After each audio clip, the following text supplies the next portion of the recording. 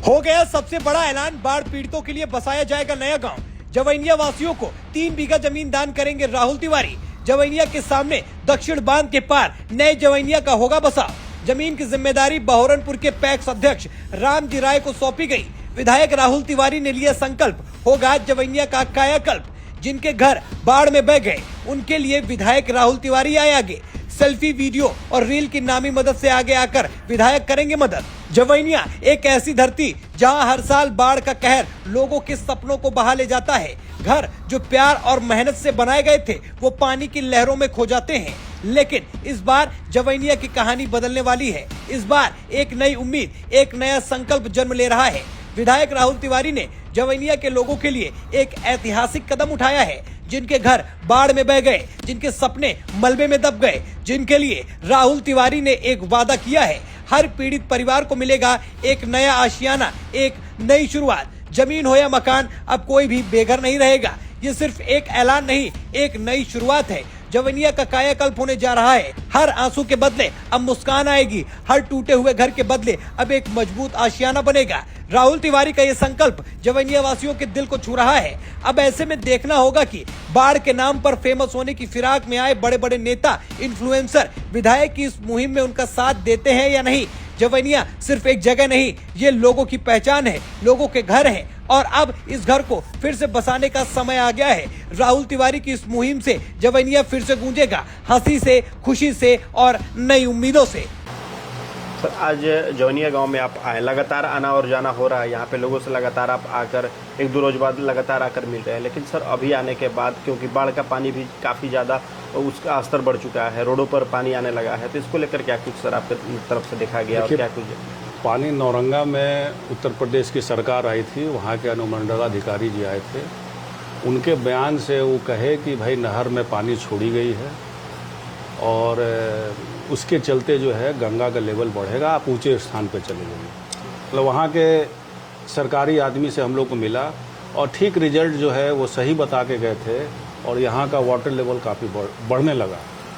तो अब कटाव से तो हम लोग जूझ ही रहे थे अभी, और साथ साथ अब डबल जो है बाढ़ की समस्या भी यहाँ उत्पन्न हो गई इस पंचायत में।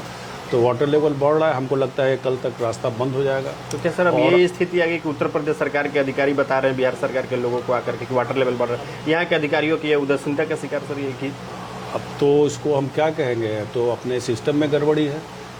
आप देखिए ना कि आज तक, अब तो 3 तारीख आज हम लोग का यहाँ बैठे हुए हैं, लगभग 10-15 दिनों से 15 दिन हो गया कटाव होते होते। सरकार का कोई आदमी, इस सरकार में 2 डिप्टी सीएम हैं भारतीय जनता पार्टी के, और भारतीय जनता पार्टी के यहाँ विधायक भी रहे हैं पहले से जी।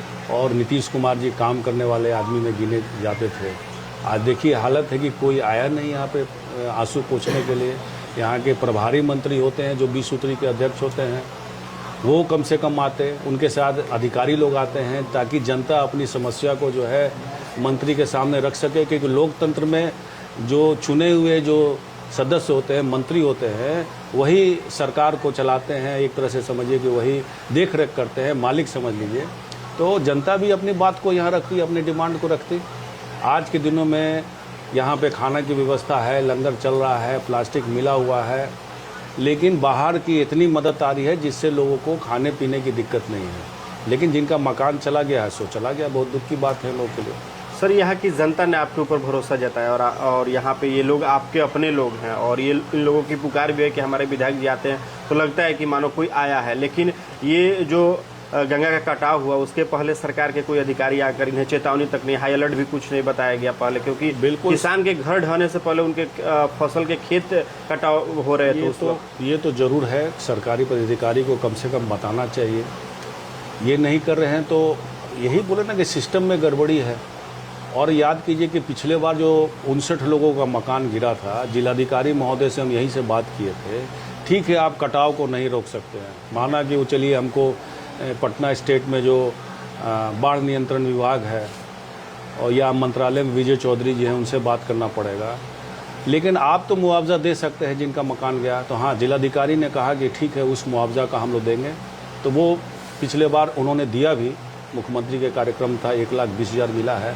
लेकिन अब लोगों का कहना है कि 1,20,000 से कुछ होता नहीं है। इसलिए अब तो यहाँ बोले ना कि कोई आते तब ना लोग अपनी बात रखते कि भाई 1,20,000 से आप कैबिनेट में जो है मुख्यमंत्री से बात कीजिए, या मुख्यमंत्री आते तो कम से कम ये बात उन पर रखी जाती है। दूसरी समस्या है कि घर में 5 भाई रह रहे हैं, 5 परिवार रह रहे हैं, तो उस मुआवजा में 5 भाई का नाम होना चाहिए। ये भी लोगों को कन्फ्यूज़न है। तो सरकार का कोई नुमाइंदा आएंगे तब तो बात करेंगे। हमको तो जो करना था, हमने पंचायत में सड़क बनवाई, जो आप आ रहे हैं लगभग 10 करोड़ का सड़क का रिपेयरिंग का काम करवाए हैं। एक बड़ी पुल आप देखे होंगे, RCC पुल का हमने निर्माण कराया है। मुख्यमंत्री टोला संपर्क से भी सड़क बना, जो हमको बन पड़ा किए, ठोकर के लिए जहाँ बोले आवाज़ उठाए, फाइनली कट गया। लेकिन हम जो अपना दायित्व था उसको निभा रहे हैं। उस निभाते हुए भी हम लोग जो है अभी तय किए हैं। लोगों का डिमांड भी था कि लोगों का घर चला गया है, लोग ज़मीनियाँ छोड़ना भी नहीं चाहते, इसलिए हम लोग जो है बहरनपुर मौजा में राम जी राय जी हैं, जो पैक्स के अध्यक्ष हैं, इस ज़मीन का व्यवस्था किए हैं और इनको हम लोग मालिक बनाए हैं। 3 बीघा ज़मीन हम लोग की तरफ से इस गाँव के लिए दान करने हम लोग जा रहे हैं। तो ये ज़मीन दान दिया जा रहा है क्या? बिल्कुल, ज़मीन को यहाँ के लोग को जो समस्या को देखते हुए आए दिन लोग बात कर रहे हैं कि कहाँ जाएंगे, कैसे रहेंगे। तो सरकार दे रही है, तो सरकार पिछले बार दी थी प्रशासन यहाँ की, लेकिन वो ज़मीन रहने लायक नहीं थी। अभी फिर लोग ज़मीन खोज रहे हैं। सरकार से जो मिलना है हम लोग लेंगे, लेकिन उसको देखते हुए बैकअप में जो हम लोग हैं 3 बीघा ज़मीन, इसको अभी फ़िलहाल फर्स्ट जो फेज़ है उसमें हम लोग दान कर रहे हैं, ताकि लोग को भरोसा रहे कि हम लोग के चलिए सरकार नहीं सुन रही है तो हम लोग अपना टीम बना के कम से कम सहयोग यहाँ कर। आइए जवैनिया गांव बसाते हैं। इस मुहिम के साथ अभी तक आपके साथ कितने लोग जुड़ चुके हैं सर? कई लोग हैं या विपक्ष के? कई लोग मैसेज किए हैं, कई अच्छे लोग हैं, कई नौकरी करने वाले लोग मैसेज किए हैं कि भैया हम भी आपके साथ तैयार हैं। फिलहाल तो पहले था कि ज़मीन हम लोग तय करें, तो ज़मीन राम जी भाई जी जो है ज़मीन खोजे हैं, ज़मीन अच्छी ज़मीन है, ऊँची जगह है, वो तैयार हो गया, पेपर हो रहा है। और इस मुहिम के तहत फर्स्ट फेज़ में जो हम लोग अभी जिनको जुड़ना है जुड़ सकते हैं, उसमें हम लोग दान कर रहे हैं। ये बांध के उस पार है या इस पार है? बांध के उस पार दक्षिण साइड में है, गंगा नदी की तरफ नहीं है, क्योंकि इस तरफ जब भी बांध के अंदर रहेंगे कटाव की समस्या बनी रहेगी। इसीलिए उसको देखते हुए बांध के दक्षिण साइड, इन बांध के बाहर ज़मीन की व्यवस्था की गई है। एक तरफ सरकारी मुलाजिम यहाँ पे नहीं आ पा रहे हैं सर, जो यहाँ पे आने चाहिए, यहाँ से लोगों को बात करना चाहिए, वैसे में आपने प्रधानमंत्री तक पत्र लिख डाला, तो क्या लगता है सरकार पर भरोसा है, विश्वास है केंद्र सरकार? देखिए, प्रधानमंत्री को लिखने का एक ही था कि यहाँ के हम जो आने के बाद, जो देखने के बाद हमको लगा कि जब तक बिहार सरकार, उत्तर प्रदेश की सरकार नहीं मिलेगी और केंद्र सरकार, तब तक ये काम संभव नहीं है, क्योंकि एक लंबा रिंग बांध की ज़रूरत है यहाँ। अगर गांव को बचाना चाहती है सरकार, के अपने जनता को बचाना चाहती है, नौरंगा से लेके उत्तर प्रदेश से लेके दमोह